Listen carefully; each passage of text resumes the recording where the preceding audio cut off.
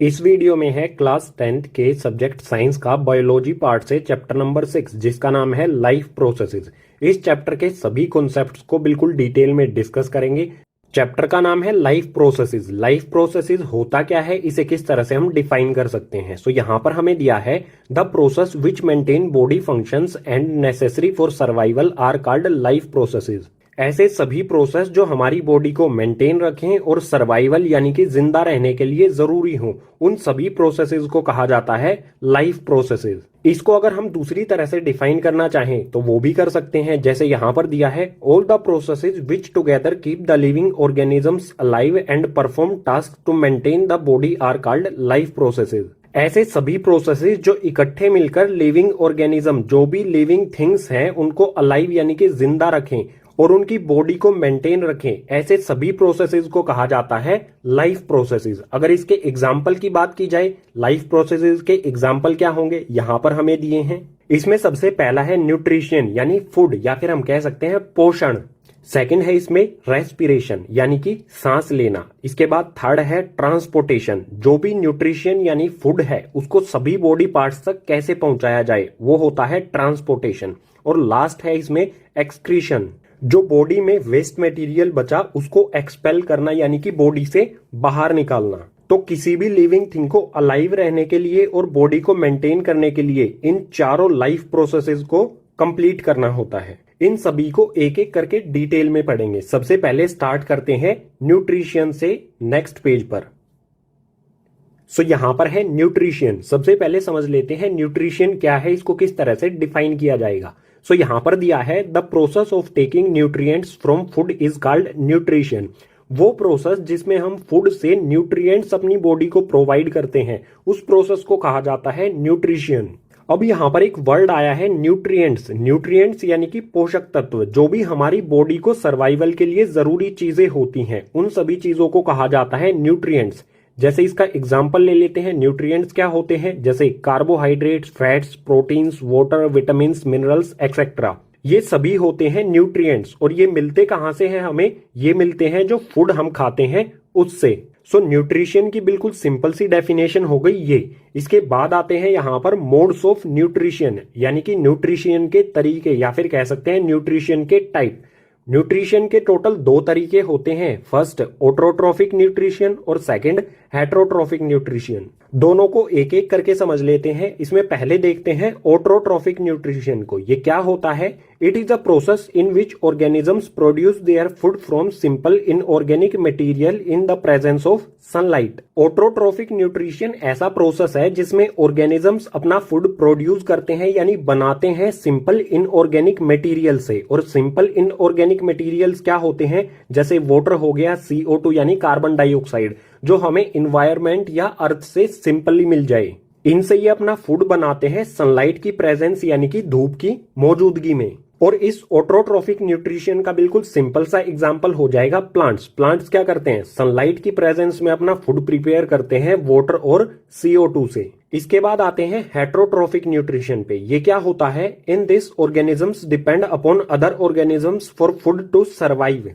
Heterotrophic nutrition में एक organism दूसरे ऑर्गेनिज्म पर डिपेंड होता है फूड के लिए। इसके एग्जाम्पल से आप इजीली समझ पाओगे। एग्जाम्पल है इसका human beings, amoeba, lion, tiger, donkey. ये सभी क्या हैं, दूसरी चीजों पर डिपेंड होते हैं फूड के लिए। ह्यूमन बींग यानी मैं और आप किस चीज पर डिपेंड होते हैं, प्लांट्स पर डिपेंड होते हैं फूड के लिए। जो भी व्हीट, राइस, मेज या फिर जो भी वेजिटेबल्स या फ्रूट्स हैं, वो हमें कहां से मिलते हैं, प्लांट्स से मिलते हैं हमें। हम अपना फूड प्रिपेयर खुद से नहीं कर सकते। तो ऐसे ऑर्गेनिजम्स जो फूड के लिए दूसरे ऑर्गेनिजम्स पर डिपेंड करें, उन्हें कहा जाता है हेटरोट्रोफिक। अब नेक्स्ट पेज पर देखेंगे जो प्लांट्स होते हैं वो अपना फूड कैसे प्रिपेयर करते हैं, या फिर कह सकते हैं न्यूट्रिशन इन प्लांट्स, प्लांट्स में पोषण कैसे होता है। सो न्यूट्रिशन इन प्लांट्स, प्लांट्स में न्यूट्रिशन यानी कि पोषण होता है गाइस फोटोसिंथेसिस प्रोसेस से। इस प्रोसेस को समझ लेते हैं। सो यहां पर हमें दिया है the process in which green plants convert simple inorganic materials into complex organic food material in the presence of chlorophyll and sunlight. Photosynthesis ऐसा प्रोसेस होता है गाइस जिसमें green plants inorganic materials H2O यानी कि वाटर और CO2 यानी कि carbon dioxide, इन दोनों इनऑर्गेनिक मटेरियल्स का यूज करते हुए फूड मटेरियल तैयार करते हैं C6H12O6। किसकी प्रेजेंस में? क्लोरोफिल और सनलाइट, इन दोनों की प्रेजेंस यानी कि मौजूदगी में इन दोनों इनऑर्गेनिक कंपाउंड से ये फूड मटेरियल तैयार होता है। बिल्कुल सिंपल है। और अगर हम चाहें फोटोसिंथेसिस की केमिकल इक्वेशन लिखना तो ये भी बिल्कुल सिंपल है। यहाँ पर क्या है, दो इनऑर्गेनिक कंपाउंड CO2 यानी कि कार्बन डाइऑक्साइड और H2O यानी कि वाटर, ये दोनों इनऑर्गेनिक कंपाउंड सनलाइट और क्लोरोफिल, इन दोनों की प्रेजेंस में फूड मटेरियल तैयार करते हैं C6H12O6। ये फॉर्मूला होता है गाइस ग्लूकोज का। यही ग्लूकोज ऑर्गेनिक मटेरियल, यही होता है प्लांट का फूड। इसके साथ मिल जाती है गाइस ऑक्सीजन। सो बिल्कुल सिंपल है, कार्बन डाइऑक्साइड और H2O यानी कि वाटर, ये दोनों रिएक्शन करके बनाते हैं ग्लूकोज, प्लांट का फूड, और बच जाती है ऑक्सीजन जो बाद में प्लांट से बाहर निकल जाती है। फोटोसिंथेसिस में ही हमें आगे दिया है event occur during photosynthesis. Photosynthesis process में क्या क्या इवेंट होते हैं, इवेंट यानी कि घटनाक्रम, क्या क्या घटनाएं होती हैं। तो इसमें सबसे पहले क्या होता है, absorption of light energy by chlorophyll. सबसे पहले प्लांट में जो क्लोरोफिल होती है वो लाइट एनर्जी को एब्जॉर्ब करती है यानी कि सोख लेती है। इसके बाद सेकंड है conversion light energy to chemical energy. जो क्लोरोफिल ने लाइट एनर्जी एब्जॉर्ब की थी इसको चेंज किया जाता है उसके बाद केमिकल एनर्जी में। And splitting of water molecule into H and O। इसके बाद जो वाटर मॉलिक्यूल्स होते हैं गाइस, वाटर मॉलिक्यूल्स क्या होते हैं, H2O, ये होता है वाटर मॉलिक्यूल। इस वाटर मॉलिक्यूल में जो भी हाइड्रोजन और ऑक्सीजन होते हैं इनको स्प्लिट किया जाता है, अलग अलग किया जाता है। इसकी हमें केमिकल इक्वेशन भी लिख सकते हैं, ये होगा H2O। केमिकल रिएक्शन के बाद क्या हो जाएगा, H2 प्लस में O2। जो वाटर के मॉलिक्यूल्स थे हाइड्रोजन और ऑक्सीजन, ये दोनों अलग अलग हो जाते हैं। इसके बाद थर्ड पॉइंट में होता है reduction of carbon dioxide to carbohydrates. जो हमारी ये कार्बन डाइऑक्साइड होती है इसका रिडक्शन होता है गाइज। रिडक्शन कब होता है, या तो ऑक्सीजन हट जाए या फिर हाइड्रोजन जुड़ जाए। तो आप यहां पर देख सकते हो, यहां पर है कार्बन और ऑक्सीजन, रिएक्शन होने के बाद अगर आप इसे देखोगे तो इसमें यहां पर क्या हुआ है, हाइड्रोजन जुड़ गया है। सो CO2 कार्बन डाइऑक्साइड का यहां पर क्या हो गया, रिडक्शन हो गया। रिडक्शन क्यों हुआ, क्योंकि इसमें हाइड्रोजन जुड़ गई। रिडक्शन और ऑक्सीडेशन वाला कॉन्सेप्ट जो हमने चैप्टर 1 में पढ़ा था उसमें कंडीशन थी ना, ऑक्सीजन हट जाए तो भी रिडक्शन होगा, हाइड्रोजन जुड़ जाए तो भी रिडक्शन होगा। सो यहां पर जुड़ जाती है हाइड्रोजन, तो इस कंपाउंड जो हमारी कार्बन डाइऑक्साइड है इसका क्या हो रहा है, यहां पर रिडक्शन हो जाता है और प्लांट का फूड बन जाता है। सो इन तीनों पॉइंट से आप ये तो समझ गए होंगे कि फोटोसिंथेसिस में इवेंट्स यानी कि घटनाक्रम किस तरह से होता है। अब नेक्स्ट पेज पर इसी कॉन्सेप्ट से रिलेटेड कुछ और पॉइंट्स को देखते हैं। पीछे वाले पेज पर पढ़ा था क्लोरोफिल सनलाइट को एब्जॉर्ब कर लेती है। सो क्लोरोफिल से रिलेटेड कॉन्सेप्ट देख लेते हैं। ये है हमारा एक प्लांट, इस प्लांट की ये है एक लीफ। इस लीफ के क्रॉस सेक्शन पार्ट को, जो डेप्थ होती है, जो मोटाई होती है, इसको माइक्रोस्कोप से जूम करके देखेंगे। जूम करने पर सबसे ऊपर हमें एक लेयर मिलेगी, इस तरह की एक लेयर होगी। इस लेयर को कहा जाता है क्यूटाइल। जो लीफ का सबसे अपर वैक्सी पार्ट होता है वो हो गया क्यूटाइल। इस क्यूटाइल के नीचे गाइज होते हैं सेल्स, इस टाइप के सेल्स होते हैं। ये सेल्स होते हैं गाइज एपिडर्मिस। ये वाले सेल्स हो गए एपिडर्मिस। इन एपिडर्मिस के नीचे होते हैं प्लांट सेल्स, जो आपने क्लास 9th में प्लांट सेल्स पढ़े थे, बिल्कुल वही। इन प्लांट सेल्स के अंदर होते हैं गाइज क्लोरोप्लास्ट, ऑर्गेनल होता है। सभी प्लांट सेल्स के अंदर ऑर्गेनल होता है ग्रीन कलर का, इस टाइप का ये ऑर्गेनल होता है सभी प्लांट सेल्स के अंदर ग्रीन कलर का। इस ग्रीन कलर के क्लोरोप्लास्ट, जो ग्रीन कलर का क्लोरोप्लास्ट है, इसी के अंदर होता है क्लोरोफिल। सो यहां पर दिया है chloroplast. These are the small organelles found in plant cell, it contain chlorophyll which absorb sunlight for photosynthesis. Chloroplast क्या होते हैं, ये छोटे छोटे ऑर्गेनल्स होते हैं सिर्फ प्लांट सेल्स के अंदर। इनमें क्लोरोफिल होती है जो सनलाइट को एब्जॉर्ब कर लेती है फोटोसिंथेसिस प्रोसेस के लिए। सो ये बिल्कुल सिंपल सा कॉन्सेप्ट था क्लोरोफिल से रिलेटेड। इसी के साथ हमारा कॉन्सेप्ट न्यूट्रिशन इन प्लांट्स या फिर कहें ऑटोट्रोपिक न्यूट्रिशन, ये हो जाता है कंप्लीट। अब नेक्स्ट पेज पर देखेंगे गाइज हेटरोट्रोफिक न्यूट्रिशन। सो यहां पर है हेटरोट्रोफिक न्यूट्रिशन। हेटरोट्रोफिक न्यूट्रिशन की डेफिनेशन हम पीछे वाले पेजेस पर पढ़ चुके हैं। अब आते हैं हेटरोट्रोफिक न्यूट्रिशन के टाइप्स पर। हेटरोट्रोफिक न्यूट्रिशन के 3 टाइप होते हैं। इसमें सबसे पहला होता है सैप्रोफाइटिस न्यूट्रिशन, सेकंड होता है पैरासाइटिक न्यूट्रिशन और थर्ड होता है होलोजोइक न्यूट्रिशन। तीनों टाइप्स को एक एक करके समझ लेते हैं। स्टार्ट करते हैं फर्स्ट सैप्रोफाइटिस न्यूट्रिशन से। न्यूट्रिशन का वो तरीका जिसमें ऑर्गेनिज्म अपना फूड प्राप्त करता है डेड या फिर डिकेइंग, मरे हुए या फिर सड़े हुए ऑर्गेनिक मैटर से। इसके एग्जाम्पल्स हो जाएंगे बैक्टीरिया और फंगाई। जो बैक्टीरिया और फंगाई होता है, मरे हुए या फिर सड़े हुए ऑर्गेनिक मैटर्स को ये फूड बना लेते हैं और इसी टाइप के न्यूट्रिशन को कहा जाता है सैप्रोफाइटिस न्यूट्रिशन। अब आते हैं सेकंड पैरासाइटिक न्यूट्रिशन पर। यह क्या होता है? The mode of nutrition in which organism obtain food from another organism without killing them. Nutrition का वो तरीका जिसमें एक ऑर्गेनिज्म फूड लेता है दूसरे ऑर्गेनिज्म से बिना उसको किल किए, बिना उसको जान से मारे। इसके एग्जाम्पल से समझ लेते हैं, जो है मॉस्किटो और टेपवॉर्म। मॉस्किटो क्या करता है? ह्यूमन से, किसी भी इंसान से ब्लड यानी कि फूड ले लेता है बिना उसको जान से मारे।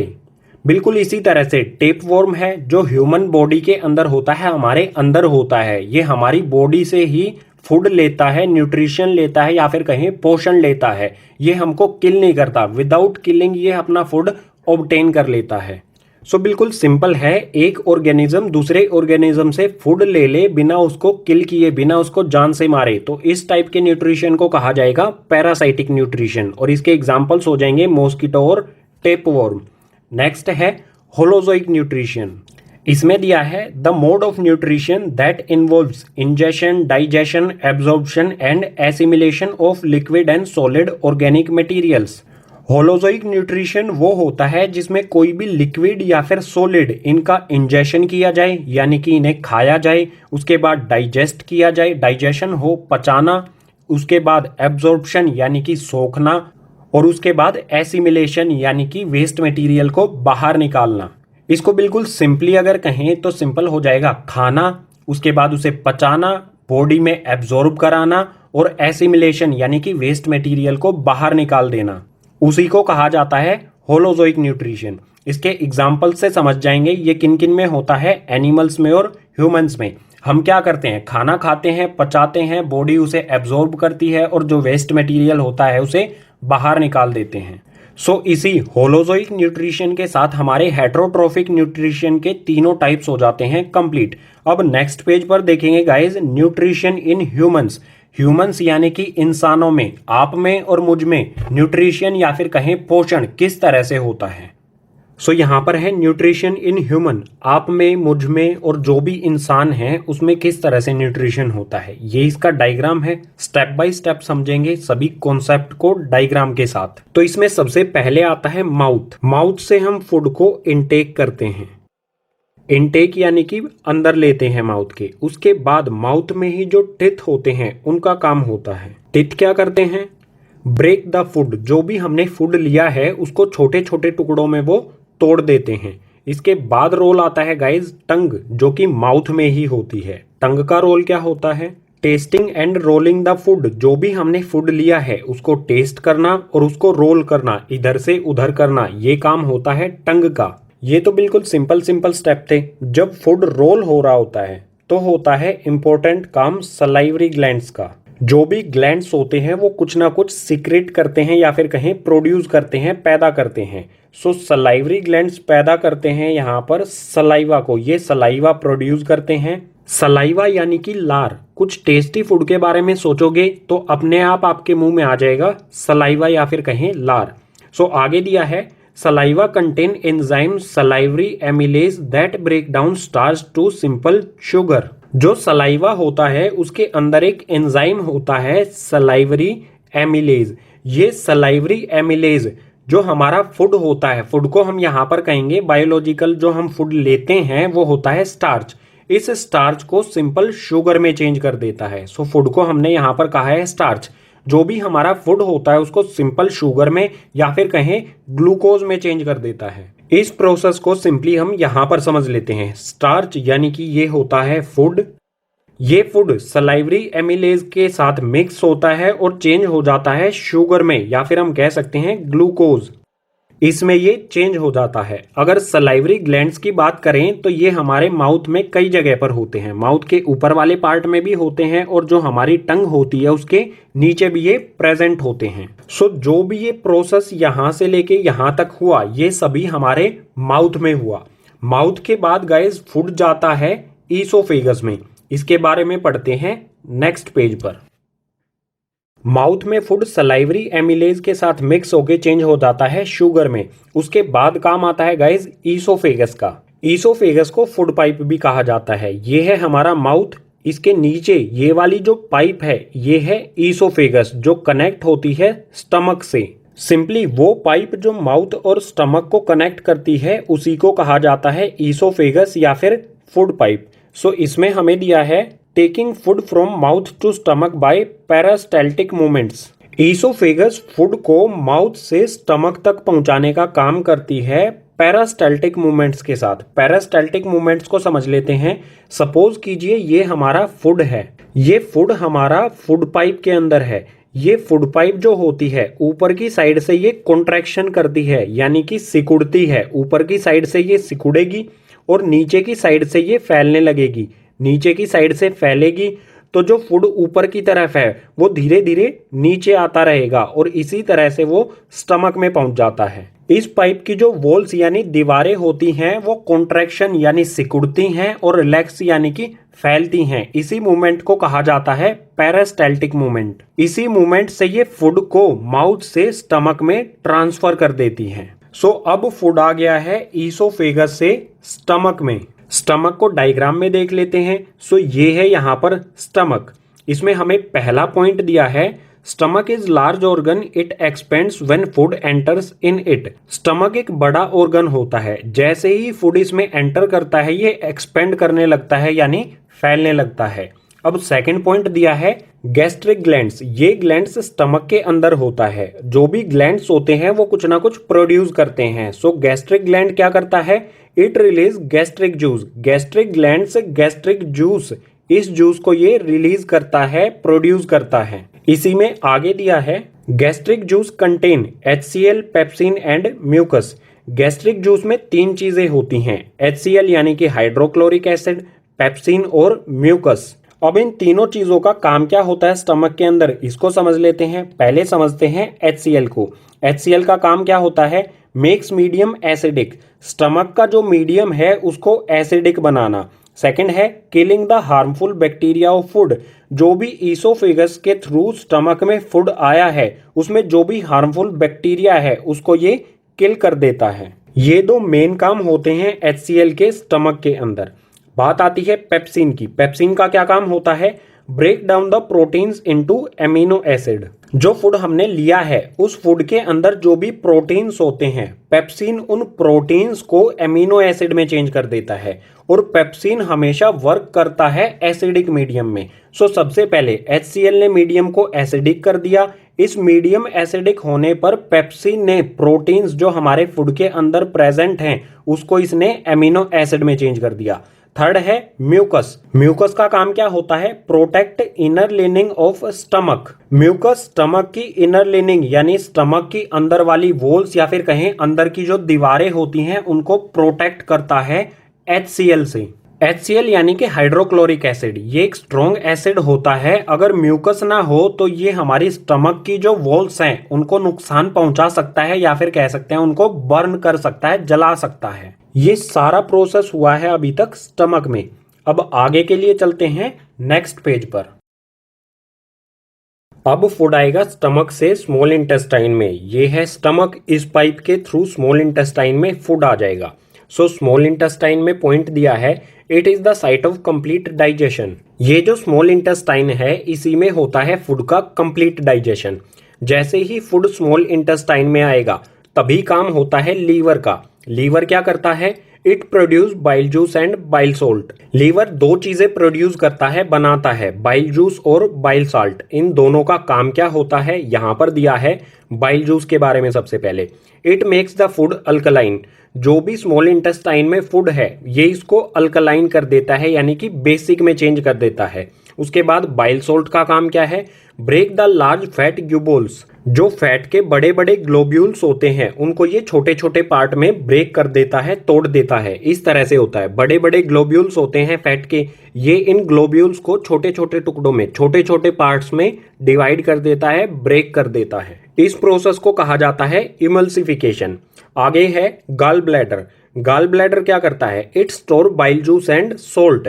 जो भी लीवर में दोनों चीजें बनी हैं, बाइल जूस और बाइल साल्ट, ये दोनों कहां पर स्टोर होती हैं, गॉल ब्लैडर में। सो जैसे ही स्मॉल इंटेस्टाइन में फूड एंटर करता है, गॉल ब्लैडर से बाइल जूस और बाइल साल्ट, ये दोनों चीजें फूड के साथ साथ स्मॉल इंटेस्टाइन में एंटर करती हैं, और जो फूड होता है, बाइल जूस फूड को एल्कलाइन कर देता है, और बाइल साल्ट जो फूड में फैट ग्लूबोल्स होते हैं, ग्लोब्यूल्स होते हैं, उनको छोटे छोटे पार्ट में तोड़ देता है, डिवाइड कर देता है। स्मॉल इंटेस्टाइन में फूड हो गया है अल्कलाइन यानी कि बेसिक। अब काम होता है गाइज पेनक्रियाज का। ये है यहाँ पर पेनक्रियाज, जो कि स्टमक के नीचे आपको दिखाई दे रहा है। पेनक्रियाज दो एंजाइम्स प्रोड्यूस करता है, ट्रिप्सिन और लाइपेज। दोनों का काम क्या है ये देख लेते हैं। ट्रिप्सिन ये सिमिलर साउंड करता है पीछे जो हमने पेप्सिन पढ़ा था उससे। सो दोनों का काम भी एक ही है और दोनों की साउंड भी एक ही है। ट्रिप्सिन पेप्सिन काम भी एक ही है। Break down protein into amino acid. Trypsin काम करता है, जो प्रोटीन होता है उसको एमिनो एसिड में चेंज करता है। बिल्कुल यही काम पीछे वाले पेज पर पेप्सिन कर रहा था स्टमक के अंदर, ट्रिप्सिन इसे करता है स्मॉल इंटेस्टाइन के अंदर। पेंक्रियाज में जो दोनों एंजाइम्स बनते हैं वो उनको भेज देता है स्मॉल इंटेस्टाइन में फूड के साथ साथ। सो यहाँ पर ट्रिप्सिन आकर जो भी प्रोटीन है उसको एमिनो एसिड में चेंज कर देता है।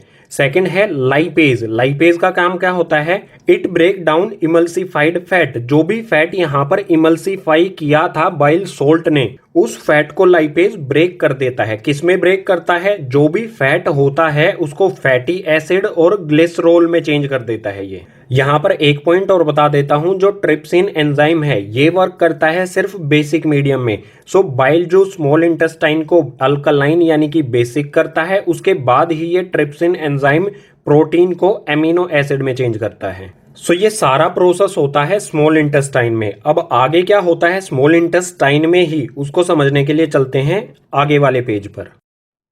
माउथ में स्टार्च हो जाता है शुगर में चेंज, या फिर कहें ग्लूकोज में। किसकी वजह से, सलाइवरी एमिलेज एंजाइम की वजह से। इसके बाद जो फैट होता है वो चेंज हो जाता है फैटी एसिड और ग्लिसरॉल में स्मॉल इंटेस्टाइन में। ये होता है चेंज लाइपेज एंजाइम की वजह से। उसके बाद प्रोटीन चेंज हो जाता है एमिनो एसिड में। कुछ प्रोटीन स्टमक में चेंज हो जाता है पेप्सिन की वजह से, पेप्सिन एंजाइम की वजह से। और बचा हुआ प्रोटीन स्मॉल इंटेस्टाइन में प्रोटीन से एमिनो एसिड में चेंज हो जाता है ट्रिप्सिन की वजह से, ट्रिप्सिन एंजाइम की वजह से। अब जो ये वाला फूड है ये जाएगा बॉडी के सभी सेल्स तक। कैसे जाएगा, स्मॉल इंटेस्टाइन में ही ये प्रोसेस होगा। स्मॉल इंटेस्टाइन में होती हैं गाइज विली।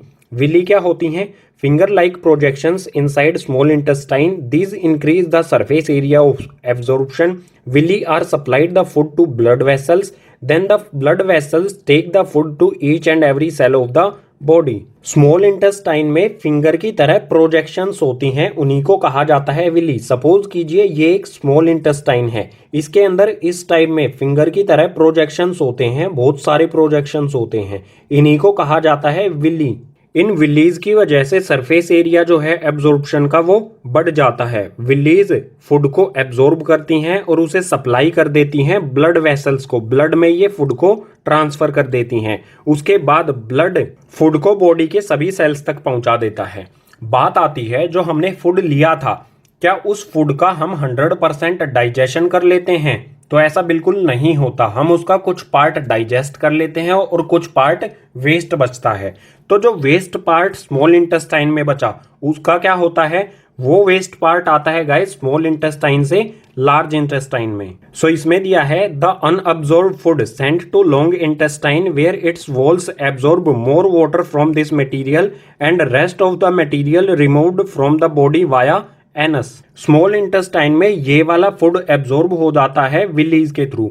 अब जो वेस्ट मटेरियल बचा वो आ जाता है गाइज लार्ज इंटेस्टाइन में, इस वाले इंटेस्टाइन में। जो भी वेस्ट मटेरियल लार्ज इंटेस्टाइन में आया है, लार्ज इंटेस्टाइन की वॉल्स उसमें से वाटर एब्जॉर्ब कर लेती हैं, और जो भी बचा हुआ मटेरियल होता है, वेस्ट मटेरियल होता है, वो बॉडी से बाहर निकल जाता है वाया एनस, एनस के थ्रू। सो इस तरह से होता है ह्यूमंस में फूड का प्रोसेस, या फिर कहें न्यूट्रिशन इन ह्यूमंस।